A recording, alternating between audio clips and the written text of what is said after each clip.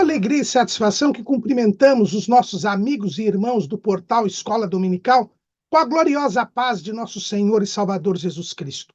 Estamos dando início a mais uma pré-aula, esta ferramenta que o portal Escola Dominical disponibiliza no início da semana, para que os irmãos possam melhor preparar a sua aula da Escola Bíblica Dominical.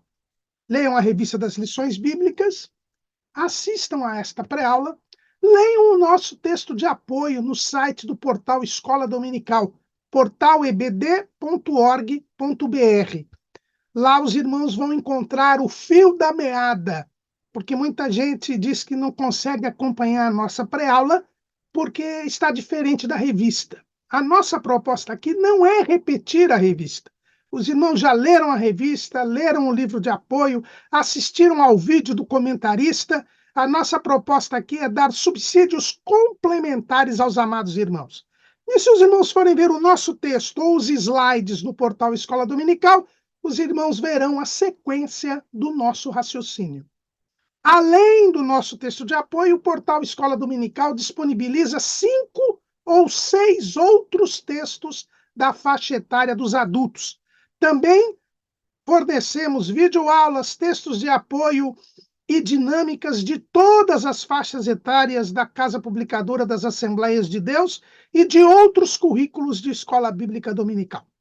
Durante a semana, disponibilizamos também breves comentários em áudio das leituras diárias sugeridas nas lições bíblicas.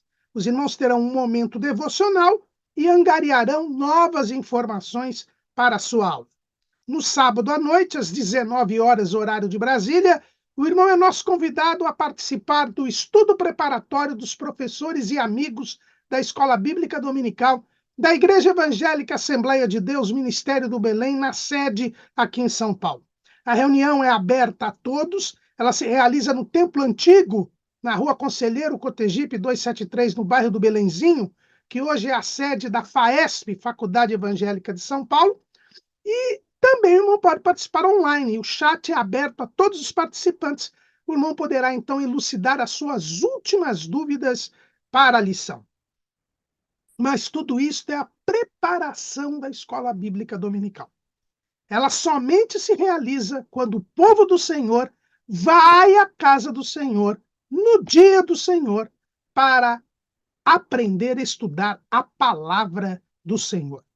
Neste terceiro trimestre de 2024, nós estamos estudando o tema O Deus que governa o mundo e cuida da família, os ensinamentos divinos dos livros de Ruth e Esther para a nossa geração. E já no segundo bloco desse trimestre, que estuda o livro de Esther, estaremos hoje estudando a lição de número 9, que tem como título A Conspiração de Amã contra os judeus. O que nós podemos desde já observar é que, na sequência do livro de Esther, nós vimos na semana passada, a lição passada, que Esther se tornou rainha. Tempos depois, Mardoqueu, que trabalhava à porta do rei, numa espécie de recepção e segurança lá do Palácio Real em Suzã, que era uma das capitais do reino da Pérsia, ele soube de uma conspiração de 2 guardas do rei, Bigtã e Teres, que queriam matar o rei Assuero. Então, Mardoqueu avisou Esther a respeito desta conspiração, desta trama contra a vida do rei. Não foi um aviso direto, porque Mardoqueu não tinha contato com Esther, já que tinha mandado que Esther não declarasse a sua nacionalidade nem a sua parentela. Flávio Joséfo diz que ele mandou um outro judeu para dar este aviso. Flávio Joséfo diz que este judeu, que era um dos servos de Bigtã e de Teres, chamado Barnabas, ou Barnabé, né, podemos dizer assim, teria sido mandado por Mardoqueu para avisar Esther. Esther avisou o rei investigou, viu que era verdade e mandou enforcar tanto Bigtã quanto Teres. E tudo isso ficou registrado no livro das Crônicas. E nós vimos que, em razão talvez mesmo desta conspiração, houve uma mudança política no reino de Assuero, e Assuero acabou elevando Amã, o Agagita, como primeiro-ministro. E Amã conseguiu do rei, como nós vimos na lição passada, uma ordem para que todas as pessoas se prostrassem diante dele, o adorassem, como se ele fosse um deus.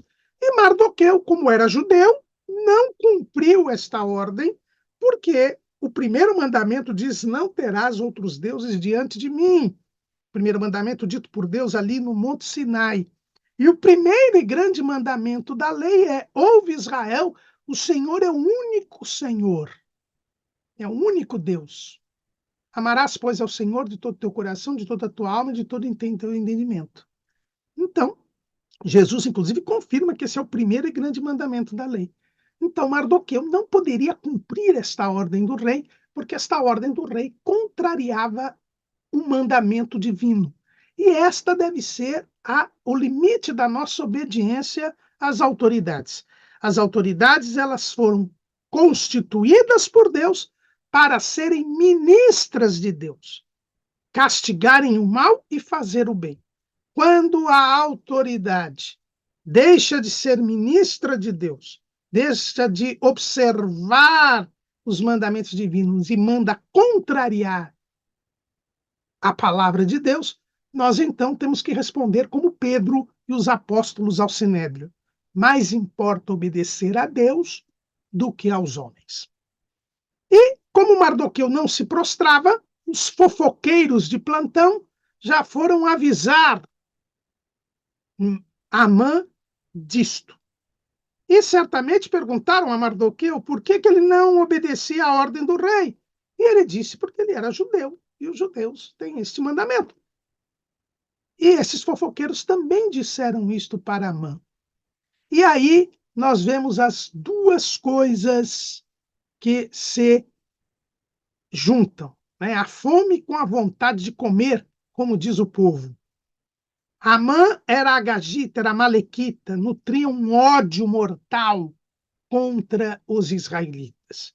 Era um ódio do coração, tanto que Deus determinou que se riscasse a memória de Amaleque da face da terra, porque Deus, que conhece os corações, sabia o ódio gratuito dos amalequitas contra Israel.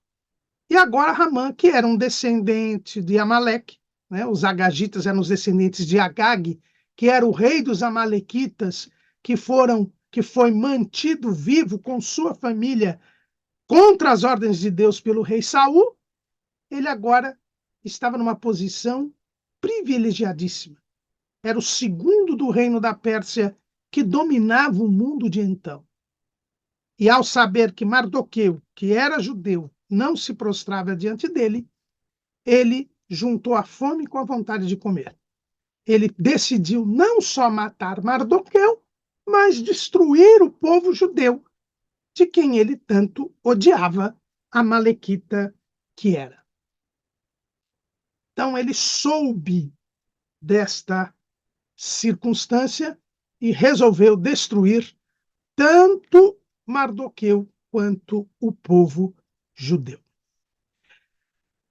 Ramã, irmãos, era exatamente o contrário de Mardoqueu, né? O nome Ramã, ou Ramã, quer dizer grande, magnífico, celebrado, ou ainda fortaleza. Na antiguidade, no Oriente, o nome sempre trazia o caráter da pessoa. Não se colocava nome porque a pessoa é famosa, porque eu gosto de tal pessoa. Normalmente os nomes refletem o caráter da pessoa. E Amã era um homem que se considerava grande, magnífico, que achava que tinha de ser celebrado, alguém que se achava forte. Esta era a principal característica de Amã, a soberba. A soberba, irmãos, é aquele sentimento de que a pessoa se considera superior a todas as outras. Ele está acima de tudo e de todos. Entende que ninguém pode estar acima dele. Foi o pecado cometido pelo diabo. Era este o sentimento que invadiu o coração do querubim ungido. Lá em Isaías, no capítulo 14, no versículo 11, diz assim: já foi derribada no inferno a tua soberba com o som dos teus alaúdes. Os bichinhos debaixo de ti se estenderão e os bichos te cobrirão. No versículo 13, e tu dizias no coração: eu subirei ao céu e acima das estrelas de Deus exaltarei o meu trono. Versículo 14, subirei acima das mais altas nuvens e serei semelhante ao Altíssimo. Foi este o sentimento que teve o diabo, de se sentir superior a ponto de estar acima dos demais anjos e de Deus. E por isso ele foi derribado no inferno. Por isso ele foi expulso da glória de Deus e por isso ele está condenado. A soberba, dizia Agostinho, o grande teólogo do início da história da igreja, que era o primeiro dos pecados. E Tomás de Aquino, depois, que foi o grande teólogo da Idade Média, ele concorda com Agostinho. A soberba é o primeiro dos pecados. E Amã era soberbo. Ele se achava superior aos demais. E quem é soberbo, ele tem uma sede insaciável por poder. Porque quanto mais poder, mais superior ele se considerará e mais oprimirá as demais pessoas. Tanto que Ramã conseguiu esta ordem do rei Assuero, que fugia aos costumes e às tradições dos persas. Os reis da Pérsia não se consideravam deuses, porque a religião persa dizia que havia somente dois deuses, o deus do bem, Ahura Mazda, e o deus do mal, Arimã. Então os reis não eram deuses. Mas Ramã conseguiu de Assuero esta ordem para que todos se prostrassem diante dele. Porque ele queria se sentir um deus. Ele se achava um deus. E esta é uma das características do soberbo. O soberbo se acha Deus. Ele acredita naquela mentira do diabo que o diabo contou lá para Eva, dizendo que se ela comesse do fruto, ela seria igual a Deus. Foi o mesmo sentimento, repito, que o diabo teve. Então, Ramã, ele era conhecido pela sua soberba. É a característica principal do seu caráter. É a soberba. Ao contrário de Mardoqueu, que nós vimos que era humilde, que mesmo sua filha adotiva tendo se tornado a rainha, ele continuou na posição que Deus lhe havia posto, que é a posição à porta do rei. Porteiro do rei, podemos dizer assim. Então, amados irmãos, a soberba é uma conduta que não pode estar, é uma característica que não pode estar em quem serve a Deus. Pelo contrário, quem serve a Deus tem que aprender a humildade. E com Jesus, que era humilde. Mateus capítulo 11, versículo 29. Tomai sobre vós o meu jugo e aprendei de mim, que sou manso e humilde de coração, e encontrareis descanso para a vossa alma. Ainda lá no Sermão do Monte, ao dizer das características dos seus discípulos, lá no Sermão das Bem-aventuranças, que é o início do Sermão do Monte, qual é a primeira característica que Jesus fala a respeito dos seus servos? Mateus 5:3. Bem-aventurados os pobres de espírito, porque deles é o reino dos céus. Na versão Almeida Revista Atualizada diz os humildes de espírito. Para ser servo de Cristo, para pertencer ao povo de Deus, nós temos de ser humildes. Nós temos de nos submeter ao senhorio divino, reconhecer que somos menos do que nada e que Deus é tudo.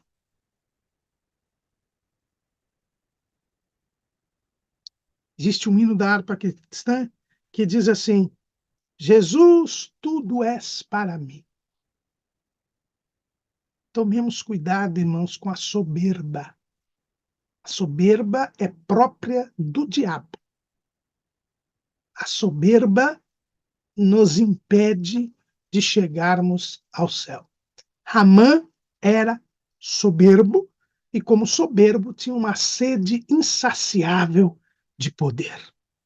O objetivo da vida de Amã era desfrutar deste poder, das glórias deste mundo. Nós notamos isso lá em Esther, capítulo 5, versículo 11.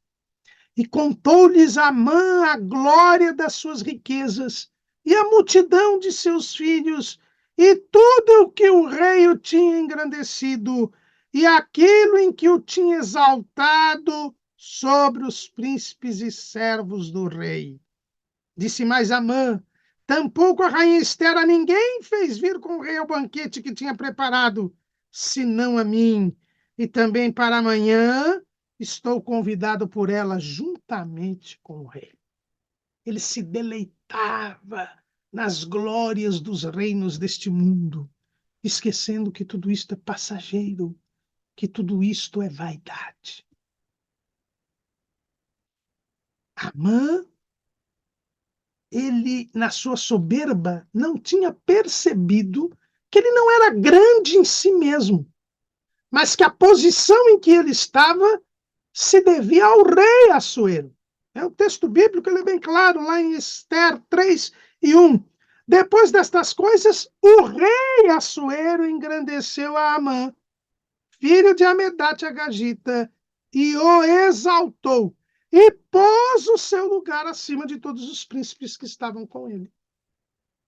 Amã achava que ele era grande por si próprio, que ele era superior, mas, na verdade, Assuero é que o tinha colocado nesta circunstância, nesta situação.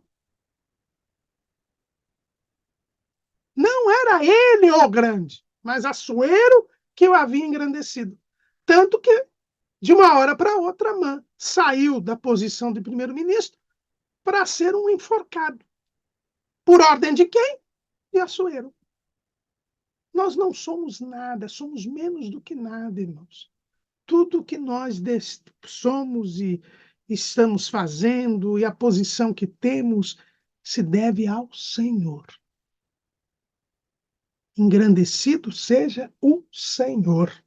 E aí, neste ponto, nós aprendemos com Maria, a mãe de Jesus.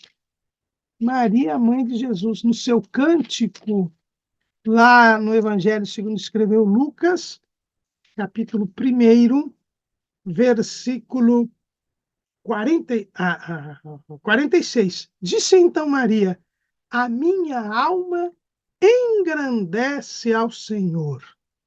O meu espírito se alegra em Deus, meu Salvador, porque atentou na humildade de sua serva. Pois eis que desde agora todas as gerações me chamarão bem-aventurada. Maria, mesmo tendo sido escolhida para ser a mãe do Salvador, ela engrandece ao Senhor, se reconhece humilde, serva do Senhor. Esta é a postura que nós devemos ter. Nunca querer ser soberbos, nunca acharmos que somos donos do nosso nariz, que nós somos o rei da cocada preta. Não, irmãos. O grande defeito de Amã era esse. E por causa desta sua soberba, ele teve um prejuízo enorme. Ele perdeu não só a própria vida física, mas foi condenado eternamente à perdição. Não nos esqueçamos do que diz o Senhor na sua palavra, né? Ele diz, né, o sábio,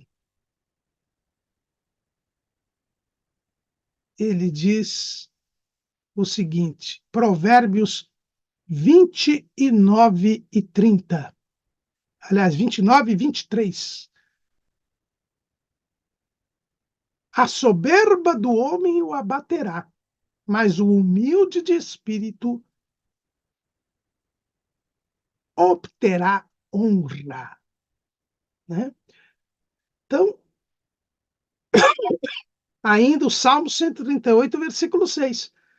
Ainda que o Senhor é excelso, atenta para o humilde, mas ao soberbo conhece-o de longe. Tomemos cuidado com a soberba, irmãos. E nós vivemos uma época em que, lamentavelmente, existe o egoísmo, o individualismo dominantes. Né? O apóstolo Paulo, ele falou a respeito disso, escrevendo a Timóteo, capítulo 2 Timóteo, capítulo 3, versículo 1. Sabe, porém, isto, que nos últimos dias sobrevirão tempos trabalhosos, porque haverá homens amantes de si mesmos, avarentos, presunçosos, soberbos, blasfemos, desobedientes a pais e mães, ingratos, profanos. Essa é a característica dos nossos dias. Mas não nos esqueçamos do que diz o salmista no Salmo 147, versículo 6. O Senhor eleva os humildes e abate os ímpios até a terra. Cuidado, muito cuidado. Proverbista ainda, em Provérbios 11, 2, ele diz, vindo a soberba, virá também a afronta, mas com os humildes está a sabedoria. A soberba, irmãos, não traz nenhum resultado favorável ao ser humano. Mas, além de ser soberbo, Amã também nutria ódio ao próximo. Ele era malequita. Ele odiava. Aliás, o soberbo, ele odeia as pessoas, porque ele não considera as pessoas. Ele usa as pessoas para o seu próprio engrandecimento. As pessoas não passam de instrumentos da sua vaidade. E quem não ama a Deus, não ama o próximo. Disse já o apóstolo João. Quem não ama a Deus, não ama o próximo. O mandamento de amar a Deus vincula ao mandamento de amar ao próximo. Jesus, quando disse qual era o primeiro e grande mandamento, que era amar a Deus, ele disse, o segundo semelhante a este, amarás ao próximo como a ti mesmo. Então, o amor a Deus está ligado ao amor ao próximo. Ninguém pode amar o próximo sem amar a Deus. E ninguém pode amar a Deus sem amar o próximo. Amã não amava a Deus, era soberbo. Então, ele também não amava o próximo. É por isso que ele se deleitou em destruir não só Mardoqueu, mas todo o povo judeu. Ele era egoísta, ególatra. Esta é a característica, amante de si mesmo, como nós lemos agora aqui, Paulo dizendo a Timóteo. Ele só ama a si próprio, ele não ama o próximo. Este era Amã. Mas Amã tinha um coração mau. Ele maquinava o mal. O texto bíblico mostra bem isso, lá em Ester, capítulo 3, versículo 6. Porém, vendo Amã que Mardoqueu não se inclinava nem se prostrava diante dele, Amã se encheu de furor. Ester 3 e 5. Porém, em seus olhos teve em pouco o pôr as mãos só sobre Mardoqueu, porque lhe haviam declarado o povo de Mardoqueu. Amã, pois, procurou destruir todos os judeus que havia em todo o reino de Assuero ao povo de Mardoqueu. Amã era daquelas pessoas que foram censuradas pelo profeta Miqueias. Lá no capítulo 2, versículo 1 de Miqueias: ai daqueles que nas suas camas intentam a iniquidade e maquinam o mal. A luz da alva o praticam, porque está no poder da sua mão. Era essa a situação de Amã. Amã tinha praticamente todo o poder do império, e ele então projetou o mal, não só contra Mardoqueu, mas contra todo o povo judeu. Ele tinha um coração mau, ele era maligno. Mas tem um outro ponto.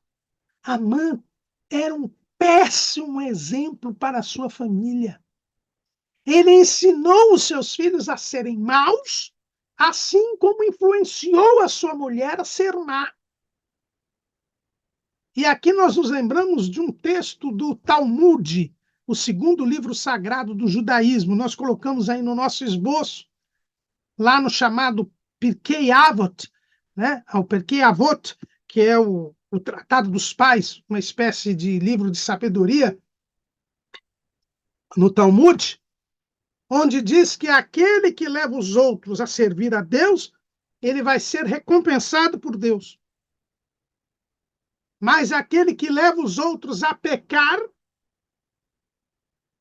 ele também será castigado, além dos seus pecados, por levar os outros a pecar. E esse pensamento dos mestres da lei judaica está baseado na Bíblia, porque a Bíblia diz que Moisés será recompensado por ter entregado a lei ao povo de Israel. Mas Jeroboão, o primeiro rei das tribos, do reino das 10 tribos do norte, ele será penalizado por ter feito o povo pecar, quando fez aqueles bezerros de ouro.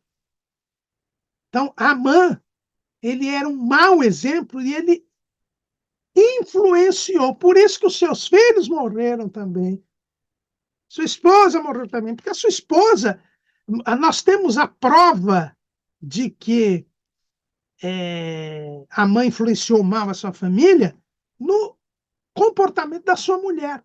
Sua mulher que se chamava Zeres. Zeres era o nome da sua mulher. E Zeres quer dizer ouro, né? Ouro. Zeres ou Zeres.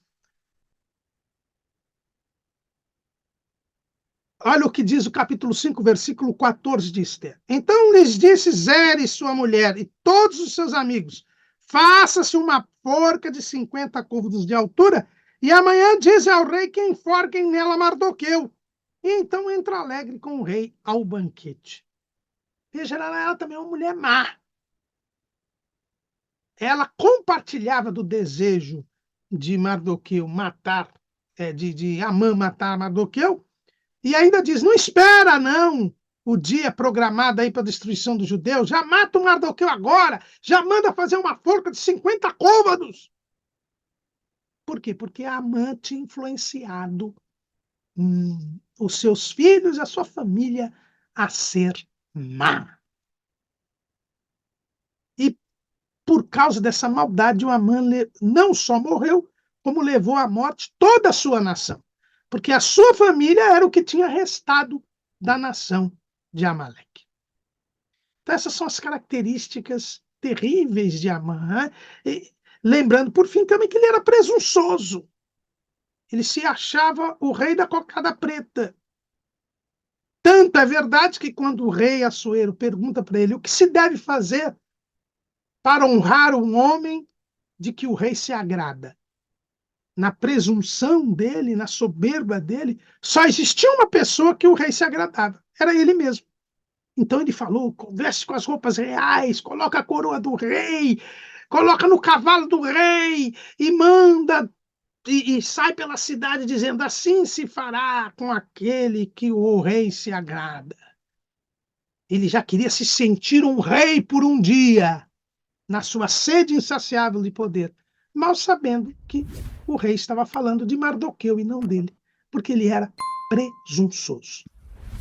Então, Amã é tudo o que nós não podemos ser. Não podemos ser egoístas, não podemos ser soberbos, não podemos ter sede insaciável pelo poder, ter uma vida voltada para as glórias deste mundo, não podemos nutrir ódio ao próximo e não podemos ser presunçosos. Mas Amã era tudo isso. E ao saber que Mardoqueu não se prostrava diante dele e que Mardoqueu era judeu, então ele foi, arquitetou esse plano para destruir o povo judeu. E o texto bíblico, que nós já lemos lá em Ester 3 e 5, diz que ele se encheu de furor. E aqui, irmãos, nós temos uma característica própria das pessoas ímpias. É a ira. É a ira. O que é a ira? O que é o furor? É a raiva decorrente do ódio ao próximo e que gera o desejo de fazer o mal. Paulo diz lá em Gálatas 5:20 que a ira é fruto da carne. Por isso que o crente não pode se irar. A ira é uma demonstração da carne, da nossa natureza pecaminosa. Quem se ira é porque deu lugar à sua velha natureza. Porque está andando segundo a carne e não segundo o espírito. A ira é uma consequência, uma decorrência do eu ferido. Só que não mais vivemos, mas é Cristo que vive em mim. Nós não temos de dar lugar ao nosso eu. Nós temos que nos anular a nós mesmos para que Cristo reine em nós. Então a ira ela é fruto da carne. Em Jó 5:2, Jó 5:2, nós encontramos a seguinte afirmação, que é de Elifaz, e nós já sabemos que todas as afirmações dos amigos de Jó nós temos que ver com reservas, porque no final do livro Deus disse que eles não falaram corretamente a respeito de Deus. Então nós temos sempre que ter cuidado com o que dizem os amigos de Jó, mas quando não é referente a Deus, nós podemos acolher assim de pronto as afirmações dos amigos de Jó. E lá em Jó, capítulo 5, versículo 10, diz: a ira, porque a ira destrói o louco e o zelo mata o tolo. A ira traz a destruição para aquele que se ira. E não é para menos, porque, irmãos, a ira é uma raiva que gera um ódio e que gera o desejo da prática do mal e que leva à prática do mal. Então, a ira é um instrumento para pecar. Por isso que Deus diz: irai-vos e não pequeis. Quer dizer, uma mudança de irai-vos e não pequeis, né? Vamos trazer aqui a referência para os irmãos, para não dizer que eu estou inventando coisas, né? Nós temos que dizer. Está lá em Efésios 4:26. Paulo diz: irai-vos e não pequeis, não se põe o sol sobre a vossa ira. Deus sabe que nós somos de carne e osso, que nós temos mudanças emocionais. No momento, você pode se alterar emocionalmente, mas essa alteração emocional não pode levar ao pecado. E a ira sempre leva as pessoas a pecarem. Então, você vai ficar bravo, você vai ter raiva com uma situação constrangedora, contraditória, é, com, mas você não pode, por causa disso, pecar, praticar o mal, porque a ira destrói o louco. Quem pratica o mal, quem vive na prática do pecado, acaba perdendo a salvação, acaba indo para o lago de fogo e enxofre.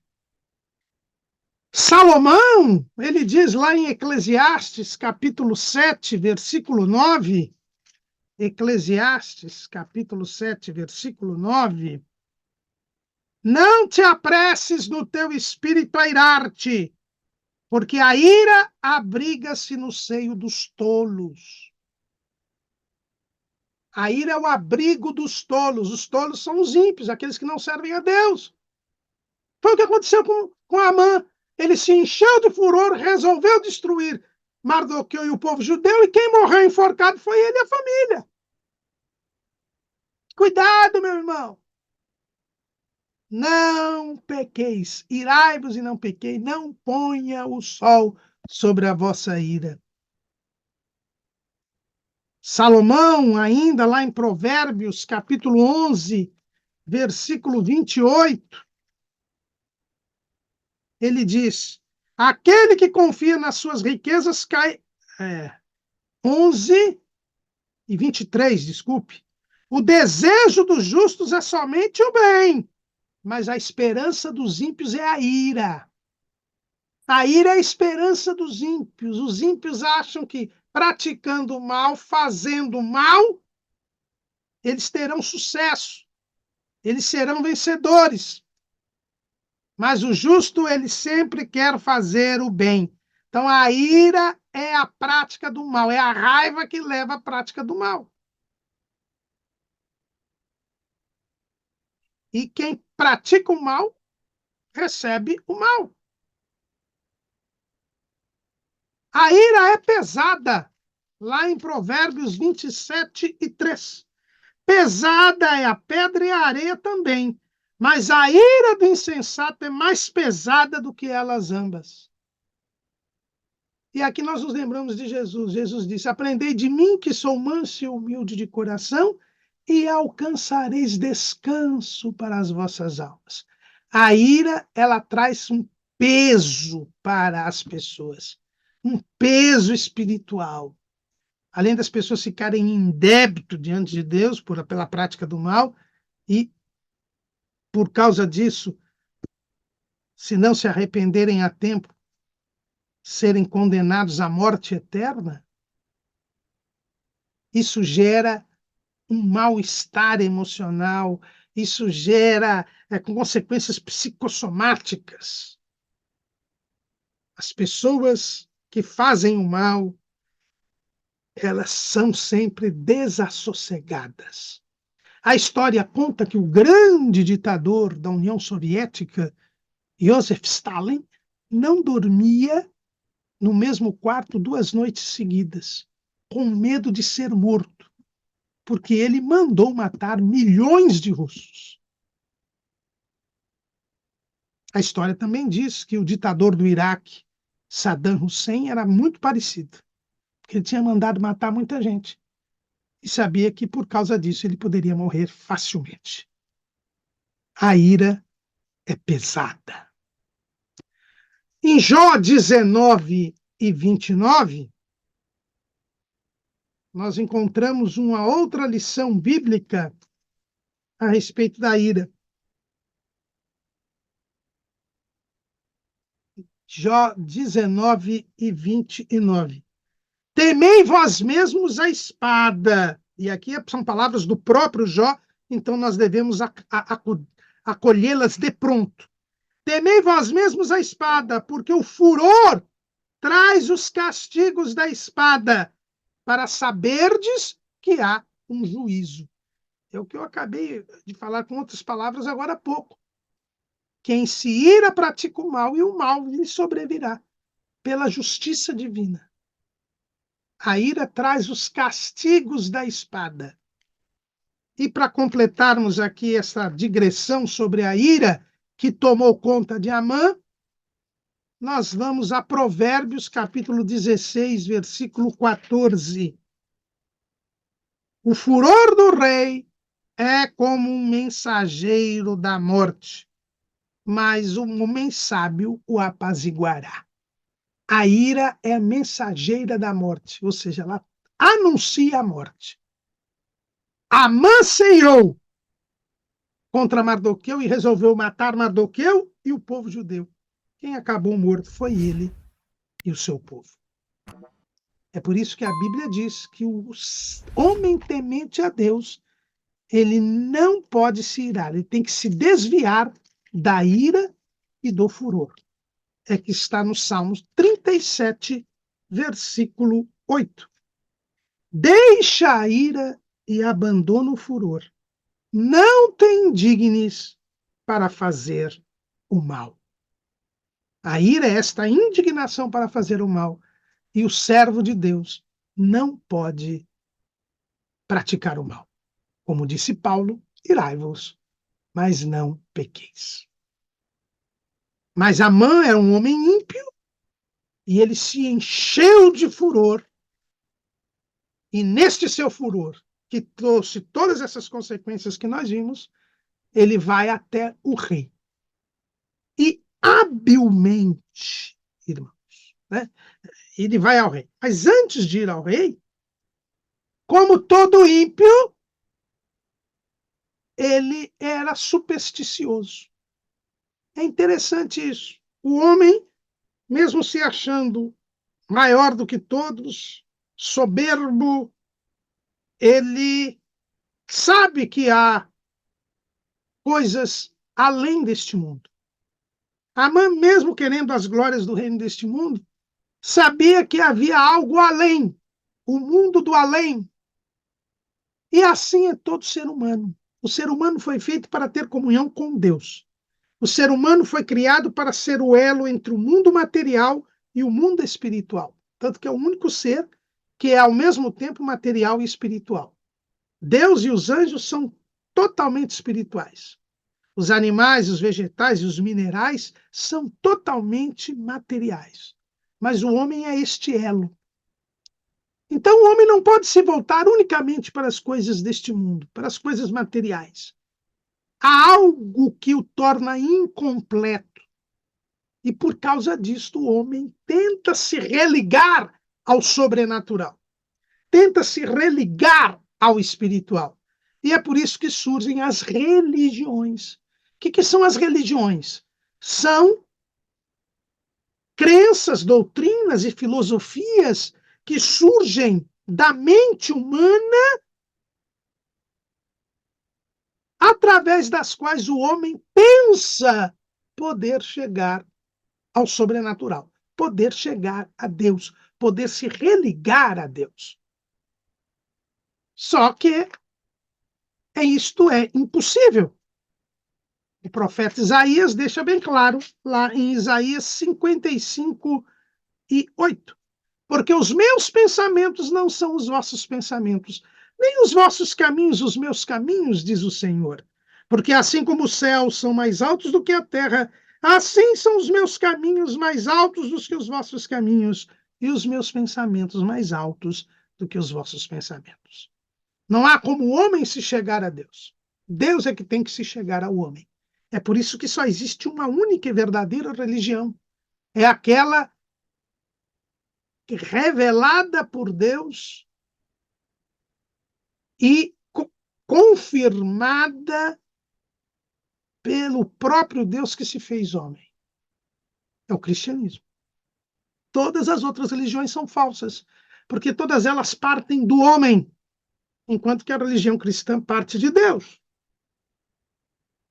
E os homens têm as suas mentes cegadas pelo diabo. O apóstolo Paulo, ele foi bem claro ao falar que quando o homem se recusa a glorificar a Deus, ele se torna louco e cria as várias religiões, que são totalmente discursos vazios, que não têm nada de realidade. Romanos capítulo 1, versículo 21. Porquanto, tendo conhecido a Deus, não o glorificaram como Deus, nem lhe deram graças. Antes, em seus discursos se desvaneceram e o seu coração insensato se obscureceu. Dizendo-se sábios, tornaram-se loucos e mudaram a glória do Deus incorruptível em semelhança da imagem de homem corruptível, e de aves, e de quadrúpedes, e de répteis. Pelo que também Deus os entregou às concupiscências do seu coração, à imundícia, para desonrarem o seu corpo entre si, pois mudaram a verdade de Deus em mentira, e honraram e serviram mais a criatura do que o Criador, que é bendito eternamente. Amém. Essas são as religiões do mundo, que levam à idolatria, levam à feitiçaria. O que é a feitiçaria? É a tentativa de manipular Deus ou os deuses. Você agrada a Deus para que ele faça o que você quer. É por isso que o filósofo grego Xenófanes de Colofão, ele dizia que os deuses gregos eram verdadeiros homens. Eram chamados de deuses, mas tinham todas as características dos homens. E ele disse que se os cavalos tivessem deuses, os deuses seriam semelhantes aos cavalos. Por quê? Porque tudo não passa de imaginação do homem. Tudo não passa de resultado da sua mente obscurecida pelo pecado, cegada pelo inimigo das nossas almas. Como diz o apóstolo Paulo em 2 Coríntios, capítulo 4, versículo 4, nos quais o Deus deste século cegou os entendimentos dos incrédulos, para que, se não lhes resplandeça a luz do evangelho da glória de Cristo, que é a imagem de Deus. Amã era um ímpio, e como todo ímpio, e como todo ser humano religioso, e tendo decidido destruir os judeus, ele foi lançar sortes para saber qual a data em que ele deveria fazer isso, qual era a data favorável, qual era a data permitida pelos deuses para que ele pudesse fazer o que ele queria fazer.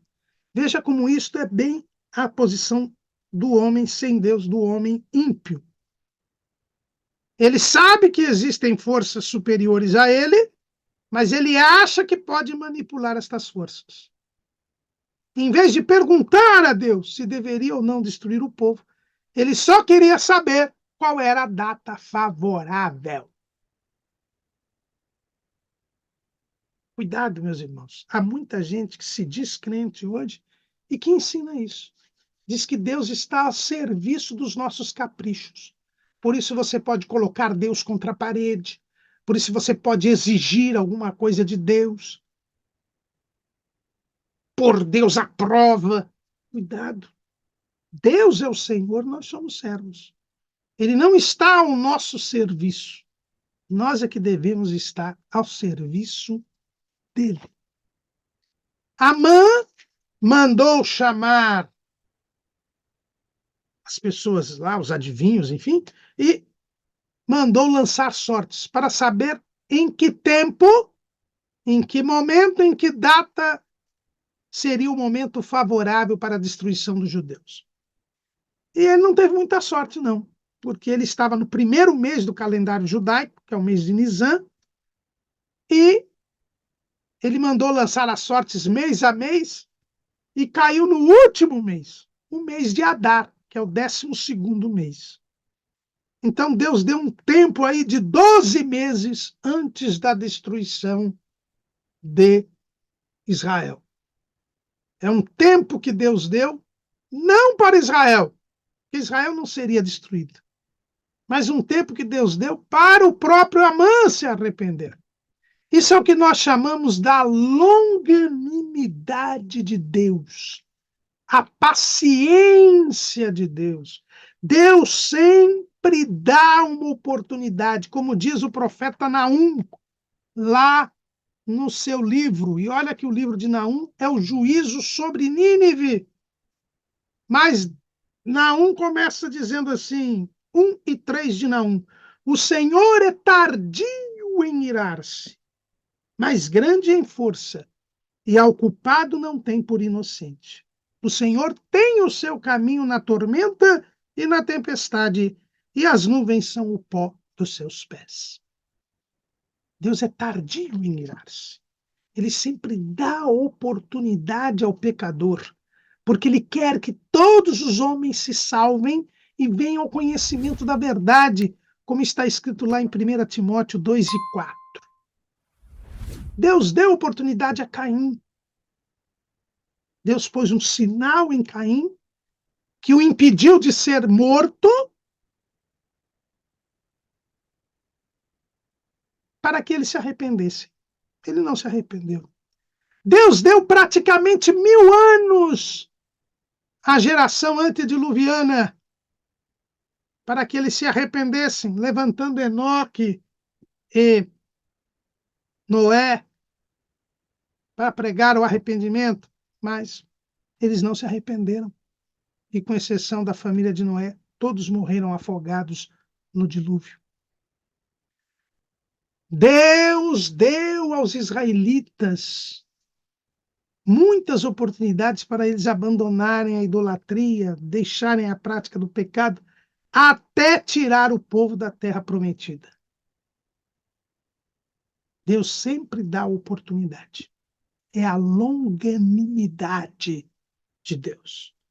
E essa sorte já mostrava isso. E é interessante que Flávio Joséfo, ele traduz por, em vez de sorte, no seu livro ele diz que por quer dizer conservação. Naquele sorteio, Deus estava determinando que o povo de Deus seria conservado, seria preservado. Isso, Amã fez este sorteio no dia 13 do mês de Nisan, que era a véspera da Páscoa. E assim que o sorteado correu, assim que escolhi, e então, como o mês sorteado tinha sido Adar, então a data que ele iria fazer a destruição do povo judeu seria o dia 13 de Adar. Imediatamente após o lançamento de sortes, ele corre ao rei Assuero. E habilmente ele sensibiliza o rei. Qual foi o argumento usado por Amã? Ester 3:8. E Amã disse ao rei Assuero: existe espalhado e dividido entre os povos em todas as províncias do teu reino um povo cujas leis são diferentes das leis de todos os povos e que não cumpre as leis do rei, pelo que não convém ao rei deixá-lo ficar. Assuero estava politicamente abalado. Ele havia sido derrotado pelos gregos, e isso impediu a expansão que ele tanto queria do seu império. Ele teve que melhorar a sua imagem com o povo, destituindo Vasti e colocando Ester. E ele agora e tinha acabado de sofrer uma trama para matá-lo. E ele tinha que reunir novamente, obter a unidade do império para tentar novamente invadir a Grécia, que era o seu objetivo. E aí vem Amã, que sabia de tudo isso, pois era o principal auxiliar do rei, e diz: olha, tem um povo que não obedece ao rei. Está espalhado em todos os lugares aqui e tem um modo de vida diferente. Esse povo é um obstáculo aos seus projetos de poder. Então é bom que esse povo seja destruído. Ele foi no âmago do coração de Assuero. Assuero queria a união de todos para poder novamente guerrear contra a Grécia. E aí ele vem ao conhecimento ou à lembrança de que os judeus não se misturavam com os outros povos e que estavam espalhados no meio de todos os povos, ou seja, era uma pedra no caminho desejado por Xerxes. E aqui nós vemos isto. Os projetos de poder não admitem um povo que seja diferente dos outros. É por isso que os cristãos sempre foram o povo mais perseguido do mundo e o são nos dias de hoje. Hoje, os 3 projetos de poder que estão aí se degladiando no cenário internacional, como dizia o professor Olavo de Carvalho, que é o projeto de poder chamado globalista ocidental, o projeto de poder russo-chinês e o projeto de poder islâmico, o que eles têm em comum? O ódio a Jesus Cristo, o ódio à palavra de Deus. É por isso que os cristãos são perseguidos de toda maneira e de toda sorte em todos os países do mundo, inclusive no nosso. Por quê? Porque eles são diferentes dos outros. Israel tinha de ser diferente porque ele assumiu o compromisso de ser a propriedade peculiar de Deus entre os povos. E todas as vezes que eles imitaram o povo, eles foram punidos por Deus. Inclusive, estavam em cativeiro e servos por desobedecerem a Deus. É isto que caracteriza o povo de Deus, a sua identidade. Irmãos, o crente não pode ser junto e misturado com o mundo. As pessoas que hoje defendem uma vida cristã mundanizada são falsos profetas, falsos mestres. O povo de Deus, ele tem que ser diferente. Deus disse para Israel que ele tinha que ser o reino sacerdotal e povo santo, separado dos demais. A igreja é a nação santa. 1 de Pedro 2:9. E Jesus disse: santifica-os na verdade, a tua palavra é a verdade. E o escritor aos Hebreus diz: segui a paz com todos e a santificação, sem a qual ninguém verá o Senhor. Nós temos de ser diferentes do mundo, ter um modo de vida diferente, embora seja exatamente isto que o mundo odeia em nós, como Amã odiava nos judeus. E com este argumento fortíssimo, ele convenceu Assuero. E Assuero deu carta branca a Amã. Tirou o anel do seu dedo, entregou, que era o anel com que ele selava os seus decretos, e entregou para Amã e disse: olha, faz o que você quiser. Ou seja, escreva o que você quiser no decreto. E coloca o meu anel, o meu selo, né? Sela com o meu anel. E foi o que Amã fez.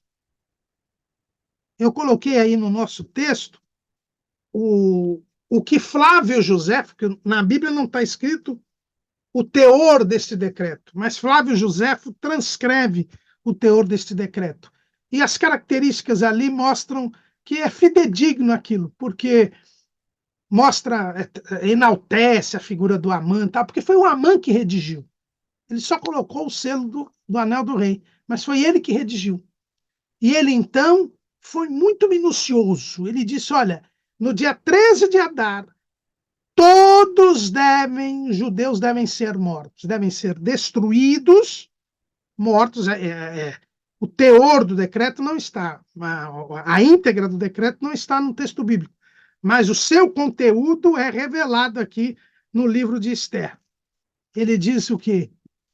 Esther, capítulo 3, versículo 13. E as cartas se enviaram pelas mãos dos correios a todas as províncias do rei, que destruíssem, matassem e lançassem a perder a todos os judeus, desde o moço até o velho, crianças e mulheres, em um mesmo dia, a 13 do 12º mês, que é o mês de Adar, e que saqueassem o seu despojo. Era destruir, matar, lançar a perder, desde a criança até o velho, homem e mulher, e ainda confiscar os bens para o rei. Destruição total. É isso que o inimigo quer a nosso respeito. Não faça trégua com o diabo. Ele quer destruir, matar e lançar a perder você. Como Jesus disse, ele é homicida desde o princípio. Cuidado. Amã fez tudo do jeito que ele queria. Colocou o selo do anel do rei e imediatamente mandou os correios levarem as ordens para os sátrapas que eram os governadores das 127 províncias. O Império Persa era conhecido pela sua capacidade de comunicação e de fluxo de informações. Então, rapidamente, todas essas cartas chegaram aos sátrapas, que teriam um ano praticamente, 12 meses para se preparar, 11 meses, né, para se preparar para a destruição dos judeus. Mas para os judeus que estavam em Suzã, a coisa foi mais doída. Por quê? Porque era o dia 13 de Nisan, era a véspera da Páscoa. E o texto bíblico diz que se divulgou em Suzã imediatamente esta ordem. Então o povo judeu em Suzã, inclusive Mardoqueu, celebrou a Páscoa sabendo que esta talvez fosse a última Páscoa, porque o povo seria destruído antes da próxima Páscoa. No dia em que eles deveriam comemorar a libertação do povo no Egito, a mão forte de Deus, eles estavam cientes de que seriam totalmente destruídos. E a lei dos medos e persas não podia ser revogada, ela não podia ser cancelada. A Bíblia fala isso algumas vezes, lá em Daniel, capítulo 6, versículo 8. Daniel, capítulo 6, versículo 8. O texto bíblico diz: Agora, pois, ó rei, confirma o édito e assina a escritura para que não seja mudada, conforme a lei dos medos e dos persas, que se não pode revogar. No versículo 12 desse mesmo capítulo 6 de Daniel, então se apresentaram e disseram ao rei: No tocante ao mandamento real, porventura não assinaste o édito pelo qual todo homem que fizesse uma petição a qualquer Deus ou a qualquer homem, por espaço de 30 dias, e não a ti, ó rei, seria lançado na cova dos leões? Respondeu o rei e disse: Esta palavra é certa, conforme a lei dos medos e dos persas, que não se pode revogar. E no próprio livro de Esther, no capítulo 1, versículo 12, porém a rainha Esther, capítulo 1, versículo 19, se bem parecer ao rei, saia da sua parte um edito real, ou edito real, e escreva-se nas leis dos medos e dos persas, e não se revogue, que Vasti não entre mais na presença do rei Assuero, e o rei deu o reino dela à sua companheira, que seja melhor do que ela. E também no capítulo 8, versículo 8 de Esther. Escrevei, pois, aos judeus, como parecer bem aos vossos olhos, e em nome do rei, e selai-o com o anel do rei, porque a escritura que se escreve em nome do rei e se sela com o anel do rei não é para revogar. Então não tinha jeito. A destruição já estava determinada e não poderia ser revogada. E isto causou grande consternação e confusão, né, no meio do povo. Eu já disse, os judeus celebraram a Páscoa em extrema aflição. Mas não só os judeus, a cidade toda de Suzã ficou boquiaberta, porque até então os judeus sempre foram benquistos pelo governo da Pérsia. O próprio Xerxes I, como diz Flávio Josefo, tinha continuado a tratar bem os judeus. E o texto bíblico diz, no capítulo 3, versículo 15 de Esther: Os correios, pois, impelidos pela palavra do Senhor, saíram, e a lei se proclamou na fortaleza de Suzã. E o rei e Amã se assentaram a beber. Porém, a cidade de Suzã estava confusa. Os judeus em extrema aflição, celebrando uma Páscoa que poderia ser a última. O povo de Suzã confuso.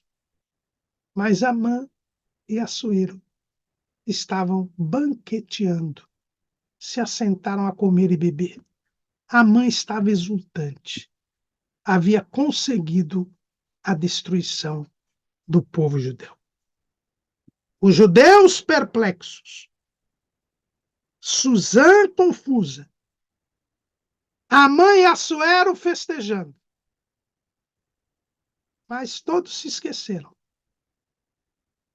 de que Deus estava vendo todas as coisas. E que Deus não fora apanhado de surpresa.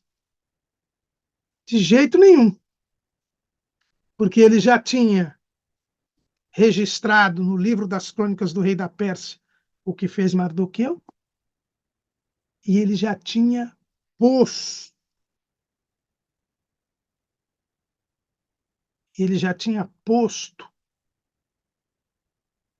Ester como rainha da Pérsia. E ninguém sabia que ela era judia. E como diz Provérbios 15:3, os olhos do Senhor estão em todo lugar, contemplando os maus e os bons. Parecia que tudo estava perdido, mas nada estava perdido. Amém.